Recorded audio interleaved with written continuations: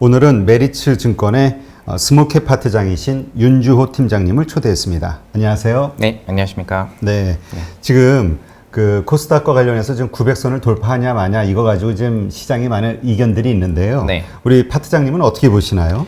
일단 뭐 저는 기업 분석을 하는 애널리스트이기 때문에 어떤 지수를 뭐 맞추는 그런 역할을 하고 있지 않습니다. 다만 저희가 이제 긍정적인 요인과 부정적인 요인 두 개 정도로 이제 그러니까 지수가 돌파할 수 있는 900을 돌파할 수 있는 긍정적인 요인부터 말씀을 드리면 아마 뭐 이미 아시는 것처럼 시장의 유동성이 엄청나게 많이 풀려 있죠. 제일 네. 중요한 게 금리인데 금리가 낮은 상태로 계속 유지되면 결국에는 돈의 흐름이 주식시장으로 들어올 수밖에 없는 그런 구조로 되어 있는 거고, 그다음에 최근에 이제 금리가 낮다는 건 결국엔 레버리지를 많이 쓸 수 있다라는 그런 결국엔 투자처를 찾게 되는 그런 상황이고, 또 2분기 때 뭐 하필이면 경기가 이렇게 안 좋은 상황에서 2분기 때 코로나를 맞으면서 선반영된 효과가 어느 정도 있습니다. 그래서 3분기 때 QOQ로 좀 올라오는 그런 모습들을 좀 보이고 있고, 뭐 부동산 규제나 이런 것들이 좀 많아지면서 어떻게 보면 주식시장으로서의 좀 자금 이동 이런 것들이 좀 긍정적이라고 보시면 될 것 같고요. 저해되는 요인으로는 일단은 아무래도 뭐 모든 그 전략 애널리스트 분들이나 다른 분들이 봐주셨던 것처럼 저 역시도 똑같이 봤는데 그래도 한 번 정도는 빠졌다 가지 않을까 이런 생각을 했었습니다. 근데 4월부터 뭐 지금까지 다이렉트로 도저히 쉴 틈이 없다. 주식시장을 뭐 잠시라도 눈을 뗄 수가 없다. 이런 말씀을 한 것처럼 너무 급격하게 올랐다는 점이 일단 그러니까 결국엔 뭐 많이 올랐다. 많이 오른 게 가장 최대 약재일 가능성이 높게 되고요. 뭐 이미 아시는 것처럼 추석 전후로는 사실은 변동성이 좀 커집니다. 저희가 뭐 11월 초에 미국 대선이 있지만 작년 같은 경우에도 5G가 연중 내내 엄청 좋았는데 결국에는 추석 이후에 이제 조정을 보이기 시작하는, 물론 뭐 개발적인 이슈가 있었지만 그런 것들이 있기 때문에 뭐 추가적으로 좀 염두를 해두셔야 될 것 같고요. 마지막으로 대주주 양도세가 있는 이제 12월이 이제 다가오기 때문에 이제 10월부터는 좀 차익 실현 매물이 나올 수 있다는 점, 요게 이제 어떻게 보면 상승을 제한하는 요인이 될 수 있을 것 같습니다. 네. 그러면 이제 우리가 그 전략을 네. 그러니까 지금 현재 보유하고 있는 분이라면 그 900이 돌파되는 것을 보고 그러니까 매도 시점을 잡아야 될 것이냐 아니면 계속 보유 시점으로 가져가야 될 것이냐 이게 이제 가장 고민일 것 같아요. 네. 그러니까 돌파했을 때와 돌파하지 못하고 좀 이렇게 뭐라 그럴까 저항이 좀 심할 때 네. 어떻게 대처하는 게 좋은가요? 일단 뭐 저는 그 뭐 애널리스트 경력보다 사실은 그 운용사에 있었던 경력이 훨씬 더 많았기 때문에 사실 이럴 때 불확실성이 있을 때는 항상 주식 비중을 줄이는 게 맞거든요. 그래서 뭐 오를지 네, 오르던 내리던 변동성이 커지면 줄이고, 그다음에 올라도 좀 차익 실현을 해서 좀 현금을 챙겨 놓고, 이런 전략이 지금은 제일 좋다라고 저는 생각을 하고 있습니다. 물론 뭐 제가 이런 말씀을 드리는 거는 언제든지 주식을 다시 급하게 살 수 있는 어떤 그 시장을 보는 눈이 좀 있어야 되는데, 만약에 그게 아니라고 하면은 뭐 각자 보는 뷰에 따라서 결국에는 비중 조절을 하시는 게 맞다라고 저는 생각하고 있습니다. 네, 알겠습니다. 네. 그러면 사실 이 스몰캡하고 이제 우리가 이번에 3월 이후 코로나 이후 이제 V자 반등을 하면서 네. 그 상승률이라든가 이런 걸 보면 어떻습니까? 중형주, 대형주, 소형주 보통은 우리가 그냥 우량 대형주에 몰입을 해라 이런 얘기를 많이 했는데요. 네네. 뭐 딱히 그렇게 말씀하신 것처럼 어떻게 보면은 장이 좋았는데 막 종목장이다, 막 코스닥장이다 이렇게 말씀하시는 분이 있는데, 생각보다 제 주변에 이제 제가 만나는 기관 투자자분들 이런 분들 보면은 지수 상승만큼 내가 못 따라갔다라는 얘기를 굉장히 많이 하세요. 예, 그래서 그 얘기는 뭐냐면 결국엔 코스피라고 해서 주가가 더 많이 오른 것도 아니고, 코스피 중에서도 뭐 이미 아시는 것처럼 삼성전자 하이닉스만 여태까지 못 오르고 지금 조금 삼성전자만 오르고 있고, LG화학이랑 뭐 아니면 뭐 삼성 바이오로직스 특정 종목들로 쏠림 현상이 굉장히 많이 늘어났습니다. 그거는 결국엔 주도 섹터를 보고 그거를 따라갔어야 돈을 벌 수 있었다라는 게 얘기가 되기 때문에, 그래서 뭐 주도 섹터는 이미 아시는 것처럼 뭐 전기차나 뭐 2차 전지 하는 전기차, 그다음에 뭐 바이오나 이런 업종들이 굉장히 많이 올랐고, 지금은 약간 뭐 바이오나 2차 전지들이 이제 상승세를 멈추고 좀 쉬고 있는 그런 국면에서 이제 QOQ로 2분기 때 저점을 찍고 올라왔던 이제 자동차 같은 그런 업종들이 이제 부각을 받았던 거고요. 그래서 저는 사실 코스닥장이라고 말하기는 좀 힘들고 그냥 개별 종목장이었다 이렇게 정의를 내리고 싶습니다. 우리가 소위 그 언택이라는 그 키워드로 관련된 주식들이 많이 올랐다 이렇게 생각했는데 예. 그게 맞는 건가요? 일단은 뭐 원래 언택트라고 하면은 뭐 제가 작년에도 자료 쓴 자료 중에서는 이제 핀테크 관련된 업체들이 좀 많은데, 원래는 핀테크 업체들이 이제 연간 10에서 15% 꾸준한 성장을 보였던 애들입니다. 근데 이제 2분기 되면서 결국에는 온라인에 대한, 지금 저희가 주변에서 보고 있는 뭐 마켓컬리라든지 아니면 온라인 쇼핑몰에 대한 트래픽이 늘어나든지 이런 것들이 사실 2분기에 실적, 그러니까 주가와 실적을 먼저 땡겨서 주가가 먼저 반영했다, 이렇게 보시면 될 것 같아요. 그래서 지금 2분기 실적도 좋고 3분기도 좋지만 주가는 상승률이 제일 높았던 국면은 2분기라고 볼 수가 있겠습니다. 네. 네. 그러면 이제 지금 어쨌든 이제까지 그 주도주들이 있지 않습니까? 네네. 그 주도주들을 계속 만약에 보유하고 있다면 계속 보유하는 게 좋을지, 아니면 지금 섹터를 좀 갈아타는 게 좋을지 어떻게 보시나요?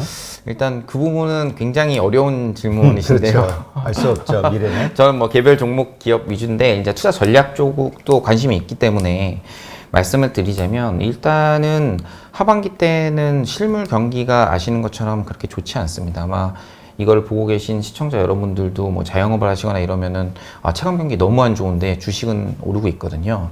그리고 정부가 지금 내고 있는 이제 뉴딜 정책 이미 다 알고 있는 내용이시겠지만, 결국에 이쪽으로의 쏠림 현상은 어느 정도 하반기 때 있을 수밖에 없다라고 저는 생각을 합니다. 왜냐하면 최근에 좀 급등하긴 했지만 조금 이제 상승세가 좀 둔화되고 조금 기간 조정이 나오면은 다시 또 얘기가 나올 수 있다라고 생각을 하고 있습니다. 왜 그러냐면 하반기 때 이제 정책 관련된 어떤 부처들의 협의가 계속 나올 거고요. 그다음에 내년 상반기 연초까지 이제 펀드 런칭까지의 시간이 계속 있기 때문에 결국엔 연초부터 많이 오른 주식보다는 단기에 좀 올랐지만 기간 좋은 조정을 보이는 종목들 위주로 이렇게 보시면 될 것 같습니다. 네.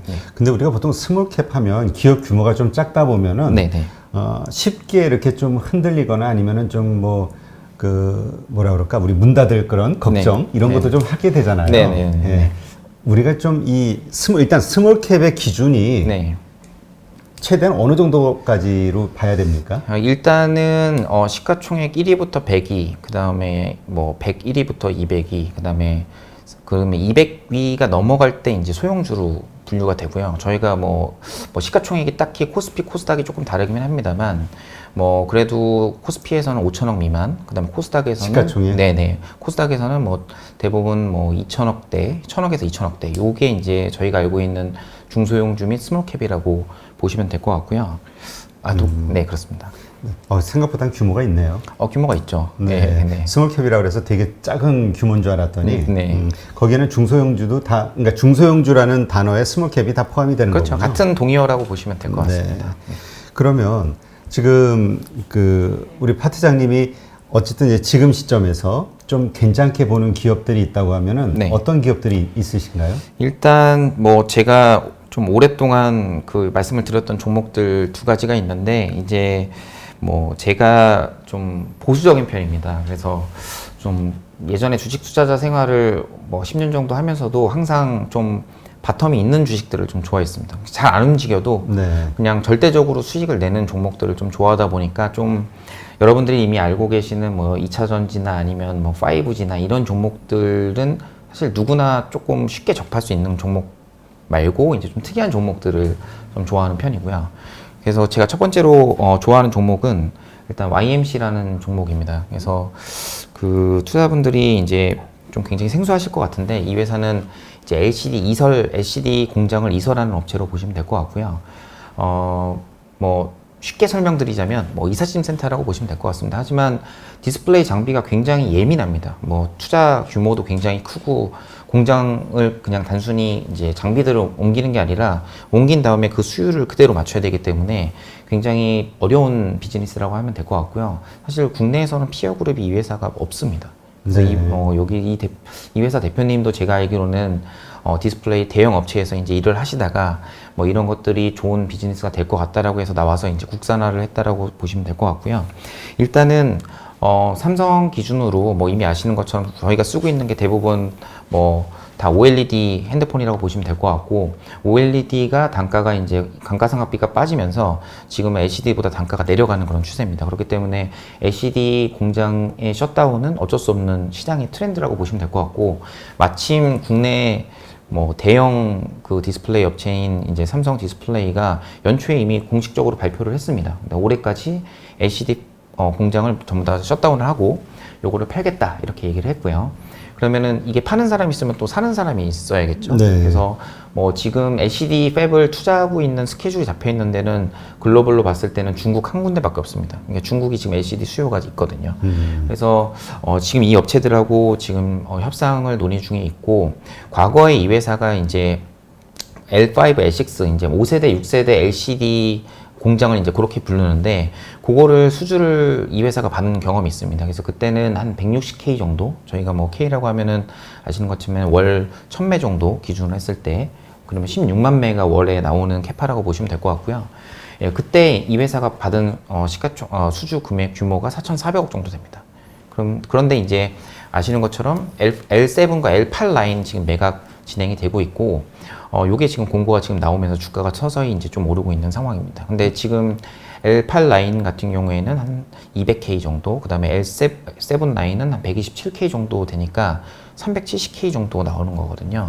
그때 대비해서는 뭐 당연히 K로 봤을 때도 큰데, 이제 저희가 5세대, 6세대 이제 마더글라스, 디스플레이 마더글라스와 이제 7세대, 8세대의 마더글라스의 그 디스플레이 차이는 딱 2.8배 정도 됩니다. 그럼 저희가 좀 심플하게 수주의 규모를 좀 추정해 볼 수 있는 게, 그냥 L8 라인이 크니까 요걸 기준으로 말씀드리면은 4,400억에 이제 280% 정도 마더글라스가 커지니까, 뭐 예전에 160K가 4,400억 나왔으니까 이번에는 그냥 심플하게 한 3배 정도라고 추정을 가능하거든요. 그래서 수주 규모가 이제 조단위일 가능성이 높다라고 저는 생각을 좀 하고 있고요.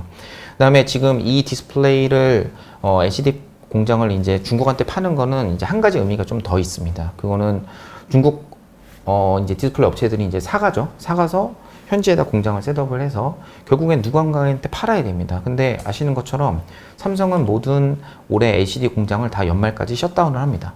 그럼 삼성에 보면 요즘에 언택트다 해서 집에 계속 계시잖아요. 네. 그럼 TV 교체 수요가 굉장히 많거든요. 그러면은 뭐 돈이 많으신 분들은 OLED TV를 사시겠지만, 지금 판매량을 보면은 LCD 저가형 TV가 굉장히 잘 나갑니다. 뭐 아시는 것처럼 65인치 메인으로 해서 LCD 삼성 TV가 뭐 690불 뭐 이렇게 되기 때문에 충분히 가성비가 좀 나오거든요. 그렇기 때문에 그거에 대한 교체 수요가 많이 늘어나면서 결국에 이러한 행태는 저희가 코로나가 2, 3년 동안 지속된다고 보면은 TV 판매량이 이쪽으로 계속 늘어날 거라고 보고 있죠. 그러면은 가령 뭐 중국의 어떤 대형 디스플레이 업체가 이걸 사간다고 하면 그 의미는 결국엔 삼성이 LCD TV의 새로운 고객이 되는 겁니다. 삼성 입장에서는 이미 그 세팅이 다 끝난 이러한 패널을 다른 업체로 바꿀 이유가 별로 없거든요. 그렇기 때문에 제가 추정한 그 금액만큼 수주가 나올 거라고 예상이 좀 되고 있고요. 이제 그렇게 수주가 나오면은 이 회사의 이제 가치를 좀 따져봐야 되는데, 물론 가치는 제가 생각하는 가치를 말씀드리는 거고, 이제 판단은 투자분들이 하셔야겠지만, 일단은 수주가 1조 정도 나온다고 보면은 영업이익률이 그 전에 4,400억 받았을 때 그 15% 정도 나왔습니다. 그러면은 뭐 1,500억 정도 버니까 와 무지 싼 거 아니야 라고 하겠지만, 아쉽게도 이게 3년 동안 안 분돼서 실적이 반영이 됩니다. 그러면은 뭐 1년에 한 500억 정도 이제 받게 되는 거죠. 그러면은 뭐 지금 수주가 진행되고 있기 때문에 확정이 나오면 앞으로 포워드로 이제 앞으로 향후 지금 수주 받는 시점에서부터 앞으로 1년 동안은 이제 연간 500억 정도 버는 그런 회사라고 보시면 될 것 같고요. 이제 이 회사의 본질 가치는 이제 본업은 이제 그 OLED 들어가는 스퍼터링 타겟 소재라는 건데, 이게 연간 뭐 한 1,000억에서 마진율 10% 정도 해서 한 100억 정도, 올해는 코로나 때문에 한 7, 80억 정도 보기 때문에 회사의 본질 가치는 이제 800억 정도는 나옵니다. 그 다음에 이 회사가 순현금 상태인데, 현금성 자산이 500억, 그 다음에 부동산 가치 판교에 이제 땅을 갖고 있는데, 거기 한 시가로 750억 정도 되거든요. 그러면은 뭐 항상 제가 불리시한 케이스를 말씀드릴 때는, 주가는 이제 기대감으로 세게 갈 때는 좋은 모멘텀이 다 붙다가요, 빠질 때는 또 다 이게 없어지면서 가기 때문에, 주가의 상승 여력을 보면은 일단은 뭐 1년에 500억 정도 벌 수 있다. 그 다음에 본업은 한 100억 버니까 연간 한 600억 정도 벌 수 있다. 그러면은 본업의 한 10배, 영업 가치 한 10배 정도는 줄 수 있다고 저는 생각합니다. 물론 시장이 뭐 8배 주면 또 8배 가는 건데, 그렇게 되면은 이제 업사이드를 아마 다 계산을 해주실 수 있을 것 같아요. 그래서 최근에 보니까 회사에서 공시가 나왔는데 이제 회사 공시가 나오면 좀 자세히 보셔야 됩니다. 예, 그래서 거기 이설 담당 임원들한테 11,600원의 스톡옵션 14만 주를 발행을 했어요. 네. 근데 이제 주가가 사실은 장이 조금 흔들리면서 1,500원 밑으로 빠진 적도 굉장히 많았거든요. 그래서 제가 보면서 좀 이해가 안 가는 거죠. 왜냐하면 현직에서 어떤 일을 할 때 인센티브를 주기 위해서 찍은 스톡옵션의 가격이 지금 현재 시장에서 우리가 살 수 있는 가격보다 낮다는 건 말이 안 되거든요. 그래서 그것보다는 지금 이제 최근에 주가가 조금 기대감을 반영을 해서 한 15%에서 20% 올랐지만 여전히 업사이드는 크다라고 저는 보고 있습니다. 네. 네. 그렇게 이제 어떤 개별 종목에 대해서 말씀을 해주셨는데 네네. 이건 뭐 참고 사항이지 뭐 네네. 투자하시라는 건 아니니까. 네네. 네. 그런데 뭐 중국에서도 지금 뭐 이런 여러 가지 그 수요가 늘어나고 있는 것 중에 하나가 네. 중국의 어떤 이번에 그 경제 회복을 위해서 네. 하고 있는 뭐 뉴 인프라 사업이라든가 이런저런 것들이 있지 않습니까? 네네네. 근데 한국에서도 뭐 뉴딜이라고 해서 이제 뭔가 그 디지털 뉴딜이니 뭐니 해가지고 이제 네. 어떤 그 경기 부양을 위한 여러 가지 사업들이 진행이 되고 있잖아요. 네네. 이거와 관련해서 수혜를 받는 그러한 어떤 섹터는 없나요? 일단 그 뉴딜은 두 가지로 나눌 수가 있습니다. 첫 번째는 이제 디지털 뉴딜하고 그린 뉴딜인데요. 사실 디지털 뉴딜은 뭐 제 개인적인 생각입니다만 뭐 이미 그 대기업들이 하고 있는 SI나 이런 쪽에 많이 연관이 돼 있기 때문에 뭐 새로운 아이디어는 사실 아닙니다. 뭐 그리고 아까 질문 주셨던 뭐 핀테크라든지 아니면 언택트 관련된 종목들이 또 여기에 또 해당되기 때문에 사실은 이미 많이 올라 있을 가능성이 높다라고 저는 생각이 좀 들고 있고요. 시장에서 이제 약간 뉴딜이 나왔을 때 깜짝 놀란 거는 이제 그린 뉴딜 쪽이었죠. 이제 그린 뉴딜은 뭐 기존에 지금 정부에서는 수소 관련된 얘기는 굉장히 많이 했습니다만 갑자기 태양광과 풍력 관련된 얘기를 나와서 결국엔 저희가 가장 알 수 있는 키워드 3개, 결국 태양광, 풍력, 그다음 수소 이렇게 저희가 투자처를 좀 봐야 된다 이렇게 생각을 좀 두고 있습니다. 뭐 정부에서도 지금 이거를 거래소에서 활성화하기 위해서 이제 ETF 지수를 만들려고 좀 하고 있고 결국에는 이쪽으로 머니플로우가 들어올 수밖에 없기 때문에 운용사에서도 많이 준비를 하고 있는 걸로 제가 알고 있습니다. 네. 네. 그러면은 그 우리가 뭐 특별히 네. 그러면은 그럼 신재생 에너지 네. 이런 쪽으로 뭐 태양광, 풍력 이런 쪽으로만 좀 새롭게 네. 부각이 되는 정도라고 이해를 해야 될까요? 네, 맞습니다. 아, 근데 다만 이제 이런 종목들이 뭐 과거 작년에 이제 소부장 펀드 혹시 기억하실 네. 것 같은데요. 소부장 펀드는 그래도 반도체이기 때문에 반도체 업체들은 실적이 좋습니다. 근데 이번 뉴딜 펀드에 있어서 이제 투자자들이 고민하시는 거는 그거죠. 뭐 실적이 단기에 찍힐까 이런 거죠. 그러면 내가 과연 이걸 사야 되나 말아야 되나 고민을 엄청 하시는데 뭐 기억하실지 모르겠지만 2011년도부터 13년까지 좀 신재생 에너지가 붐이 일었던 적이 있습니다. 뭐 수소도 그때 엄청 올랐었거든요. 수소 관련된 해외 종목들이. 근데 그때 실적이 나와서 오른 게 아니라 이러한 신재생 관련된 건 결국에 정부 정책이 가장 중요합니다. 물론 실적은 주가가 다 반영된 다음에 그 다음에 나올 가능성이 높아서 이제 뭐 사실 지금 담당 애널리스트 분들이 이제 아이디어나 어떤 관련된 종목들을 말씀은 주시고 있지만 막 정말 이거는 집을 팔아서 살아야 된다 이렇게 아무도 얘기할 수가 없는 그런 상황이라고 보시면 될 것 같습니다. 결국엔 그래서 저희가 체크할 수 있는 거는 뭐 전문 투자자 그러니까 운용사에 있거나 애널리스트에 있던 전문 투자자 영역이나 개인들이 보시는 어떤 투자 영역이나 비슷하게 정부 정책을 보고 플레이를 할 수밖에 없다. 오히려 개인들한테는 좀 더 페어한 게임이 아닌가라고 저는 좀 생각을 하고 있습니다. 네. 네. 그러면 뭐 이제까지 우리가 이제까지의 그 주도주에서 지금 뭐 특별히 뉴딜이라는 어떤 이런 정보 시책이 나오면서 이쪽으로 좀 크게 방향 전환을 할 만큼의 어떤 메리트는 없는 걸로 이해를 하면 될까요? 아, 약간 결론이 너무 정확해서 좀 제가 머리가 좀 혼란스러운데요. 아니, 일단 명확해야지. 네, 일단 하반기는 정부 모멘텀이 더 중요하다고 생각합니다. 왜냐하면 실적이 좋은 애들 업종도나 섹터들은 연초 대비 이미 많이 올랐어요. 그래서 사실은 저는 신규 투자처로는 뉴딜이 더 매력적이다라고 좀 보고 있고요. 매력적으로 네, 보시나요? 매력적으로 보고 있습니다. 알겠습니다.